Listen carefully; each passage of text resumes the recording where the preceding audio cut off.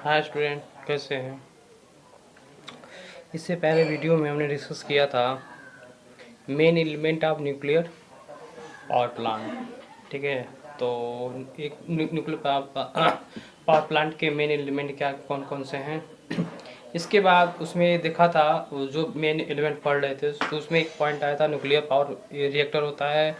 उसके बाद कूलेंट या कूलेंट पंप होता है, हीट एक्सचेंजर होता है, स्टीम टरबाइन या ऑक्सिलरी डिवाइस होता है। तो उसमें पहला शब्द था जो न्यूक्लियर रिएक्टर। तो न्यूक्लियर रिएक्टर में हमने देखा उसके भी मेन एलिमेंट होते हैं।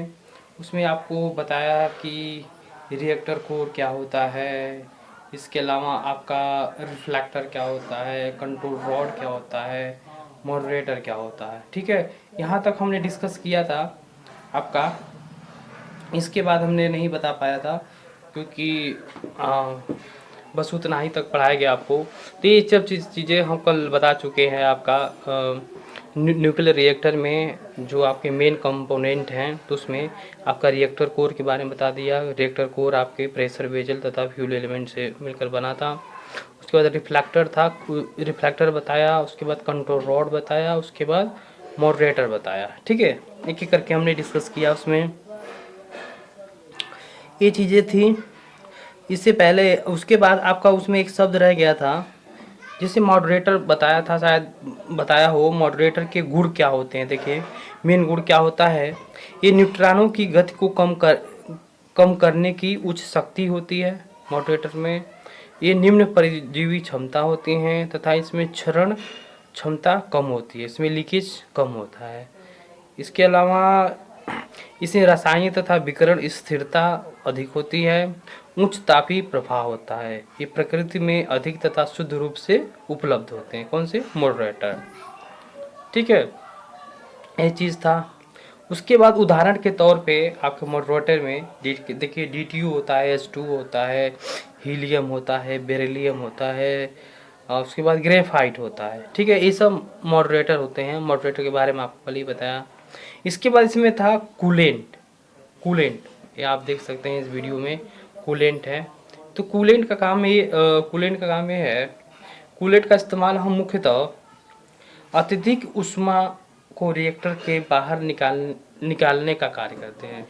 ये कूलेंट से क्या होता है कि जब रिएक्टर कोर है, रिएक्टर कोर में जब अत्यधिक मात्रा में जब ऊष्मा उत्पन्न हो जाती है तो उस ऊष्मा को हम कूलेंट के से बाहर निकालने का कार्य करते हैं। ठीक है, जिससे ये हो कि जो भी कोर है, मतलब जो भी आपका रिएक्टर का कोर है वो आपका प्रभावित या इफेक्टेड ना हो। ठीक है, अब देखिए कूलेंट के क्या गुण होते हैं। ये भी आपका लो परजीवी क्षमता वाले होते हैं तथा ये लो मेल्टिंग तथा हाई बॉइलिंग पॉइंट होता है इसका। तथा इसकी विस्कोसिटी आपकी लो होती है। ये क्षरण रहित होता है, मतलब लीकेज नहीं होता है इसमें आपका कूलेंट में। तो इस तथा इसकी उच्च विशिष्ट ऊष्मा तथा घनत्व होता है। तो रासायनिक तथा विकिरण स्थिरता आपकी अधिक होती है।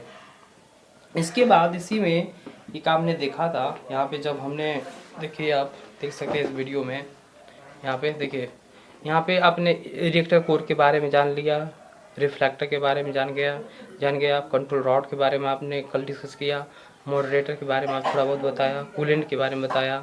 उसके बाद मेजरिंग डिवाइस देखिए, मेजरिंग डिवाइस का मीनिंग क्या है कि मेजरिंग डिवाइस का जो प्रमुख कार्य क्या है, हम न्यूट्रॉन के फ्लक्स का मापन करने का कार्य करते हैं।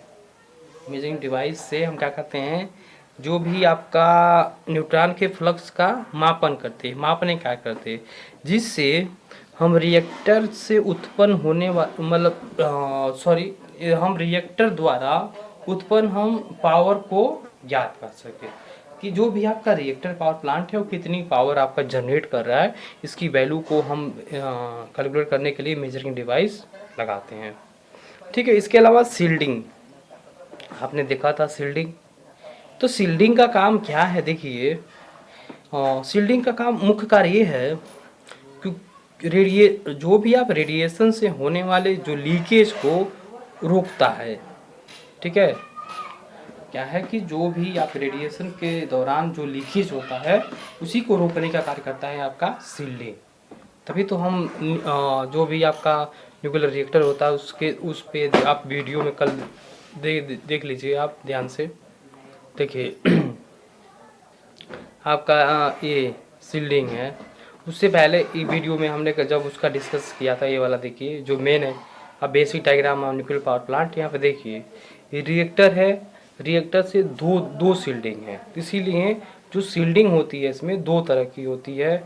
एक होता है आपका थर्मल शील्डिंग, दूसरी होती है आपकी कंक्रीट शील्डिंग। ठीक है, देखिए थर्मल शील्डिंग हम स्टील लाइनिंग द्वारा की जाती है। स्टील लाइनिंग हम स्टील की परत लगा देते हैं थर्मल आपकी थर्मल शील्डिंग के लिए जो बाहरी वाली है। उसके बाद होता है एक आपका बायोलॉजिकल शील्डिंग। तो बायोलॉजिकल शील्डिंग के लिए हम कंक्रीट द्वारा हम इसकी शील्डिंग की जाती है। अब शील्डिंग की क्या हो सकता है, हम शील्डिंग क्यों करते हैं न्यूक्लियर पावर प्लांट में, मतलब रिएक्टर की शील्डिंग क्यों की जाती है, इसके पीछे कारण है। देखिए इसकी ज़रूरत क्यों पड़ती है, क्या आवश्यकता है। यह विकिरण से होने वाली क्षति से रिएक्टर दाब पात्र को बचाता है। क्या है कि जो भी रिएक्टर के दौरान मतलब जो विकिरण के दौरान जो भी आपका जब रिएक्टर का दाब जब बढ़ता है तो पात्र फटे ना, उससे बचाने का कार्य करता है। इसके अलावा यह विकिरण से होने वाले दुष्प्रभावों से दुष्प्रभावों को बचाता है ताकि मनुष्य तथा अन्य जीव उसकी मतलब सुरक्षित रह सके। ठीक है, तो ये चीज़ें हैं। इसके बाद नेक्स्ट आपका जो टॉपिक है इसमें देखते हैं, ये देखें क्लासिफिकेशन ऑफ न्यूक्लियर रिएक्टर। ठीक है, क्लासिफिकेशन ऑफ न्यूक्लियर रिएक्टर। तो देखिए क्लासिफिकेशन ऑफ न्यूक्लियर रिएक्टर में क्या क्या है। On the basis of neutron speed, मतलब न्यूट्रॉन की स्पीड के आधार पे हम आपके न्यूक्लियर रिएक्टर को 3 भाग में बांटा है। आपका फास्ट रिएक्टर है, आप देख सकते हैं फास्ट रिएक्टर, मीडियम रिएक्टर, ठीक है। उसके बाद आपका स्लो रिएक्टर है। तो देखिए आपका एक एक करके बताता हूँ थोड़ा बहुत। फास्ट रिएक्टर से क्या मतलब है, इसमें देखिए इस रिएक्टर में मुख्यतः हम न्यूट्रॉन की उच्च ऊर्जा के कारण ठीक है, जो विखंडन प्रक्रिया, देखिए इसमें क्या है कि जो भी आपका इसमें जो न्यूट्रॉनों की जो स्पीड है वो फास्ट होने के कारण, ठीक है, उसमें आपका न्यूट्रॉनों की विखंडन होता है। ठीक है, तो जिससे अत्यधिक मात्रा में ऊर्जा का उत्सर्जन होता है, मतलब ये फास्ट गति के कारण। ठीक है, इसके अलावा जो दूसरा है आपका मीडियम रिएक्टर, तो मीडियम रिएक्टर में नाभिक विखंडन न्यूट्रॉन की मध्य ऊर्जा के कारण होता है। ये मध्य ऊर्जा के कारण होता है, ये हाई ऊर्जा के कारण होता है, ये आपकी धीमी ऊर्जा के कारण होता है। ठीक है, ये मतलब हाई ऊर्जा के कारण उसमें विखंडन क्या है, इलेक्ट्रॉनों में विखंडन होता है। इसमें मीडियम मतलब मध्यम ऊर्जा के कारण या मीडियम ऊर्जा के कारण, या दूसरा में आपका स्लो ऊर्जा के कारण। उसके बाद है on the basis of state of fuel. तो स्टेट जो भी फ्यूल के उसकी अवस्था के आधार पे इसे 3 भाग में बांटा है। सॉलिड फ्यूल है, लिक्विड फ्यूल है, गैसियस फ्यूल है। ठीक है, इसके बाद है आपका on the basis of structure of core. Core के संरचना के आधार पे इसको पुनः आपके 4 भाग में बांटा गया है। आपका cubical core reactor, spherical core reactor, cylindrical core reactor, hexagonal core reactor. तो उसके जो भी कोर का जो स्ट्रक्चर होता है उसके आधार पे हम 4 भाग में बांटते हैं। उसके अलावा इसमें देख सकते हैं on the basis of fuel material. जो फ्यूल मटेरियल के आधार पे हम उसको 3 भाग में बांटे हैं। नेचुरल फ्यूल है, उसके बाद इंचरेस फ्यूल है, उसके बाद प्लूटोनियम फ्यूल है। देखिए जो नेचुरल फ्यूल होता है उसमें आपका जो यूरेनियम की मात्रा कंटेंट होता है काफ़ी कम होता है, ठीक है। दूसरा आपका इनिशिएटेड फ्यूल है, तो इसमें आपका जो यूरेनियम की मात्रा होती है 71% होती है, आप शॉर्ट फॉर्म में लिखा है। उसके बाद प्लूटोनियम, ये प्लूटोनियम भी एक आपका फ्यूल मटेरियल का तौर पे हम यूज करते हैं। इसके बाद है on the basis of addition of fuel and moderator, तो फ्यूल और मॉडरेटर के संबंध के आधार पर इसको दो भाग में बांटा है, होमोजेनियस रिएक्टर, हेट्रोजेनियस आपका रिएक्टर। देखिए होमोजेनियस का मतलब क्या है, देखिए इस रिएक्टर में ईंधन तथा मॉडरेटर की व्यवस्था इस प्रकार होती है जिससे होमोजेनियस मिश्रण का निर्माण करते हैं, ठीक है। इसीलिए इसे हम होमोजेनियस रिएक्टर कहते हैं। हेट्रोजेनियस रिएक्टर है, ठीक है। तो इसमें क्या है, जो इन रिएक्टरों में ईंधन तथा मॉडरेटर की व्यवस्था इस प्रकार होती है कि वो द्वि अवस्था में होते हैं, ठीक है। जैसे उदाहरण के तौर में यूरेनियम रॉड तथा जल है, तो दोनों की अवस्थाएं आपकी भिन्न भिन्न हैं, ठीक है। इसके बाद है आपका on the basis of coolant, on the basis of coolant है, देखिए liquid coolant reactor, liquid coolant मतलब रिएक्टर के जो आपके कूलेंट लेते हैं, DTO लेते हैं, STO आपका Na लेते हैं, NaK लेते हैं, ठीक है। तो इसके आधार पे है आपका liquid coolant reactor. Gases coolant reactor देखिए क्या है, हम हीलियम कार्बन डाइऑक्साइड को लेते हैं CO2, ठीक है। ये था आपका क्लासिफिकेशन ऑफ न्यूक्लियर रिएक्टर। तो हम विभिन्न आधार पे हम क्या करते हैं, आपका क्लासिफिकेशन किया गया है न्यूक्लियर रिएक्टर का। नेक्स्ट टॉपिक है आपका, इसमें नेक्स्ट टॉपिक है देखिए आपका है न्यूक्लियर पावर प्लांट, ठीक है। तो classification of nuclear power plant, आपके न्यूक्लियर पावर प्लांट कौन कौन से होते हैं इसके बारे में डिस्कस करना है आपका। देखिए पहला है pressurise water reactor power plant, इसके शॉर्ट फॉर्म में PWR पावर प्लांट कहते हैं।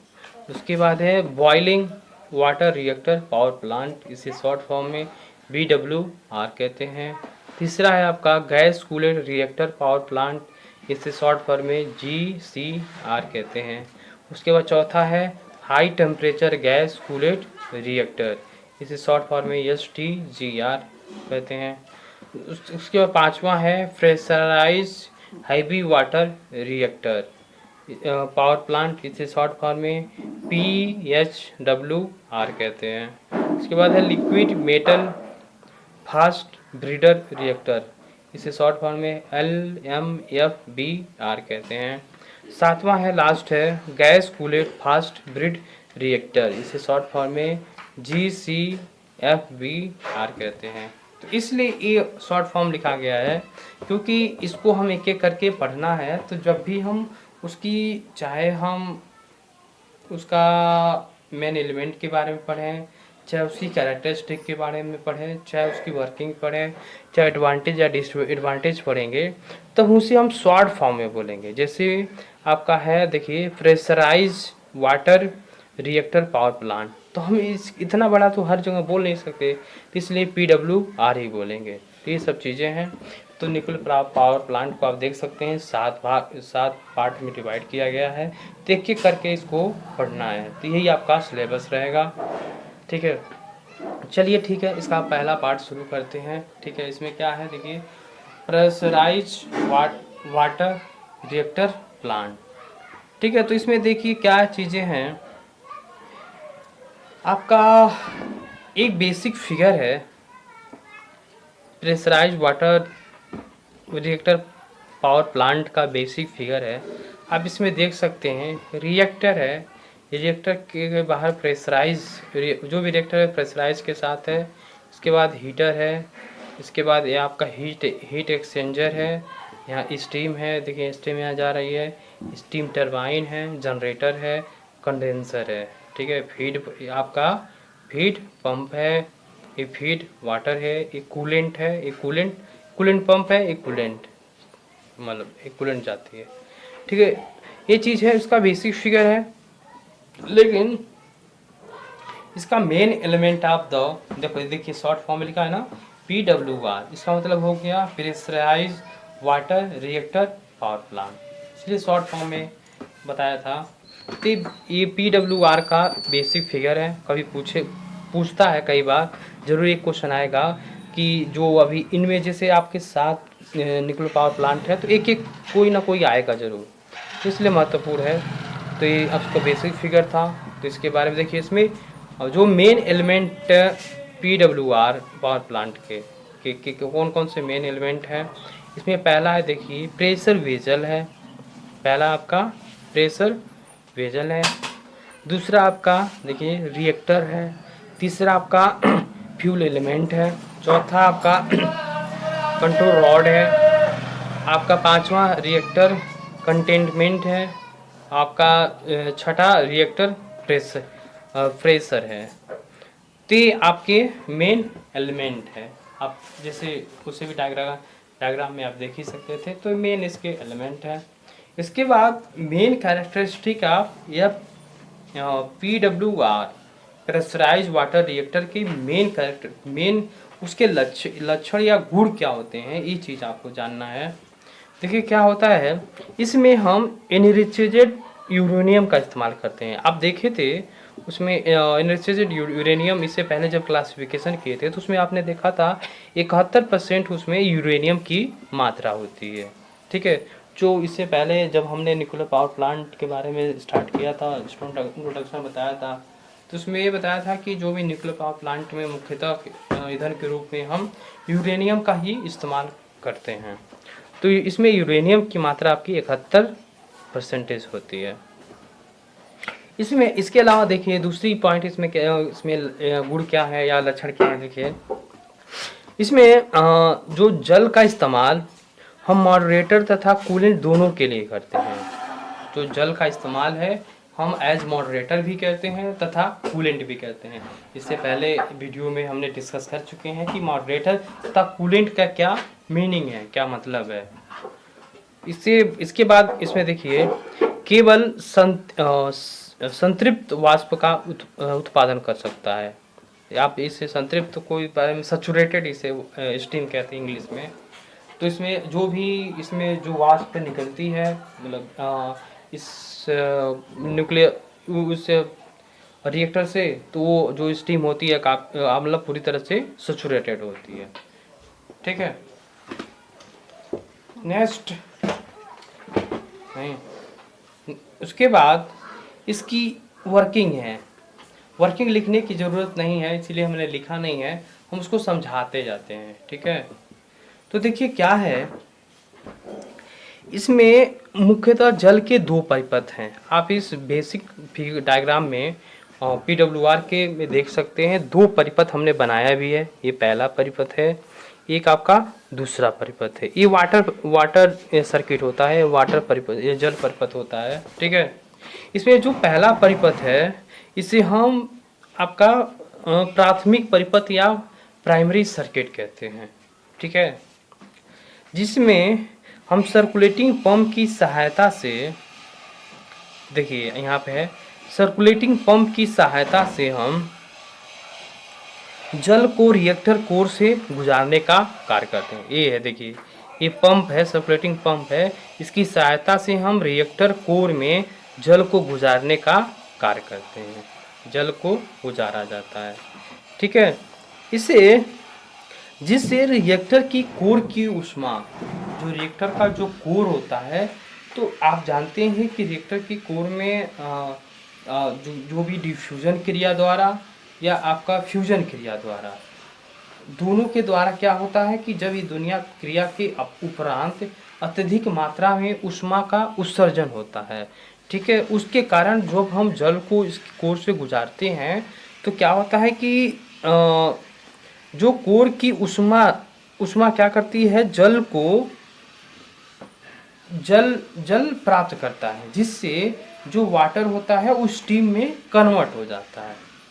जो जल होता है वो वाष्प में कन्वर्ट हो जाता है। पुनः हम उस वाष्प को हम हीट एक्सचेंजर में भेजने का कार्य करते हैं। तो पहले परिपथ में क्या है, हम सर्कुलेटिंग पंप को रिएक्टर को कोर से गुजारते हैं। रिएक्टर कोर की उष्मा से जो आपका वाटर होता है वाटर स्टीम में बदल जाता है। तो इस स्टीम को क्या करते हैं, आपका हीट एक्सचेंजर में हीट एक्सचेंजर में भेज दिया जाता है। अब जो दूसरा जो आपका परिपथ है, जो सेकेंड परिपथ है, इसमें आप देख सकते हैं, इसमें हम आपकी फीड पंप की सहायता से हम क्या है कि फीड वाटर को हम क्या करते हैं, हीट एक्सचेंजर में प्रवेश कराते हैं। जो भी फीड पंप की सहायता से हम फीड वाटर को हम हीट एक्सचेंजर में प्रवेश कराते हैं। जो आपके प्राइमरी परिपथ होता है, जो भी प्राइमरी परिपथ है, तो प्राइमरी परिपथ से प्राप्त जो स्टीम होती है, स्टीम को हम क्या करते हैं, फीड पंप की सहायता से इसी में क्या करते हैं, पूरी तरह से हम इसको स्टीम में कन्वर्ट करते हैं। ठीक है, जो भी जल होता है वो भी पूरी तरह से क्या होता है कि आपका स्टीम में कन्वर्ट हो जाता है। ठीक है, इस प्रकार हम क्या करते हैं कि इस स्टीम को हम टरबाइन पे गुजार देते हैं, जिससे टरबाइन क्या करती है, टरबाइन मैकेनिकल एनर्जी में कन्वर्ट हो जाती है। मैं क्या करती है, मैकेनिकल एनर्जी में कन्वर्ट करने का कार्य करती है। इससे लगा जनरेटर क्या करता है, इलेक्ट्रिसिटी जनरेट करने का कार्य करता है। अब टरबाइन पे बची हुई स्टीम को हम कंडेंसर से गुजार कर फिर पुनः हम क्या करते हैं, फीड पंप की सहायता से फिर से हम हीट एक्सचेंज डिवाइस में से प्रवेश कराते हैं। इस प्रकार यह निरंतर प्रक्रिया आपकी चलती रहती है।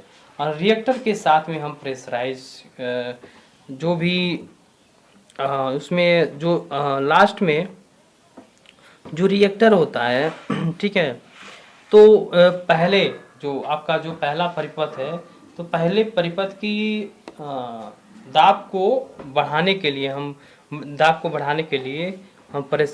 जो भी प्रेशराइजर का इस्तेमाल करते हैं। अब क्या है कि PWR के एडवांटेज होते हैं, मतलब कुछ लाभ हैं, कुछ हानियां हैं। तो देखिए इसमें लाभ क्या है, लाभ मुख्यतः जो इससे पहले चीज जो टॉपिक बता रहा था उसी में ही कुछ बता दिया था। तो ऐसे देख लेते हैं, एडवांटेज ऑफ PWR। तो देखिए एडवांटेज आप क्या है, इसमें मॉडरेटर तथा कूलेंट दोनों पानी होता है। तो पहले ही देखा, जो भी आपका मॉडरेटर होता है तथा कूलेंट दोनों क्या होते हैं, वाटर होता है, जल होता है। ठीक है, इसलिए यह सस्ता तथा प्रचुर मात्रा में उपलब्ध होता है तथा शक्ति घनत्व उच्च होता है, जो इसकी शक्ति घनत्व होती है उच्च होती है, तथा जो रिएक्टर होता है काफ़ी कॉम्पैक्ट होता है। इसमें कंट्रोल रॉड की आवश्यकता नहीं होती है। ठीक है, कंट्रोल रॉड की आवश्यकता कम होती है तथा इसके दुष्प्रभाव आपके कम होते हैं। ये आपके, तो इसकी जो रिएक्टर होता है काफ़ी कॉम्पैक्ट होता है। ठीक है, उसके बाद इसका डिसएडवांटेज है। देखिए डिसएडवांटेज ऑफ PWR। तो इसके डिसएडवांटेज क्या है, देखिए इसकी प्रारंभिक लागत जो इनिशियल कॉस्ट होती है अधिक होती है तथा इसकी तापीय दक्षता कम होती है तथा ईंधन एलिमेंट अवयव की तैयारी महंगी होती है। इसमें जो भी लीकेज समस्याएं ज़्यादा होती हैं। ठीक है, तो ये इसके क्या है, डिसएडवांटेज है। तो इस प्रकार से हमने आपका आज के इस वीडियो में हमने बस pressurise water reactor power plant के बारे में डिस्कस किया। ठीक है, तो बस आज के लिए बस इतना ही। Thank you.